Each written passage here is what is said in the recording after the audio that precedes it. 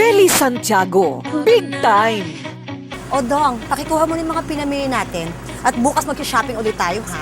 Hanggat kaya ng kanyang credit limit, sasaidin talaga niya ang kanyang credit card. Hello, Mare. Kamusta? Good afternoon.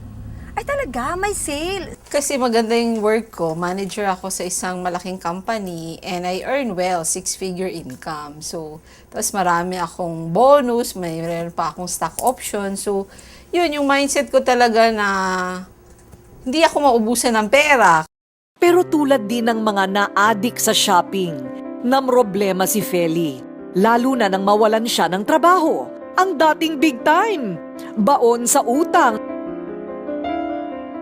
Came to a point na yung bahay namin, yun, hindi namin mabayaran. So, nakatanggap ako ng demand letter.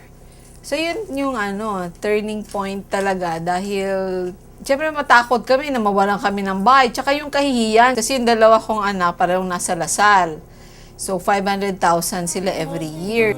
Taong 2007, natutunan ni Feli kung paano wawakasan ang pangungutang.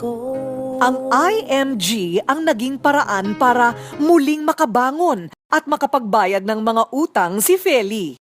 Ang dating big-time spender, natutong mag-save o magtabi ng pera mula sa kanyang kinikita sa IMG.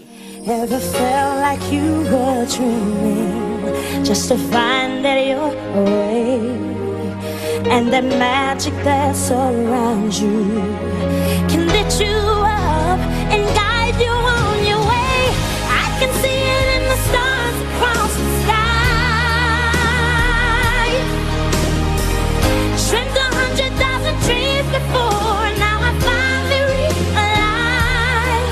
You see, I've waited. Si Feli Santiago, ang dating baon sa utang, Executive Vice Chairman na ngayon ng IMG. I'm Feli Santiago and I'm proud to be a part of IMG. I believe.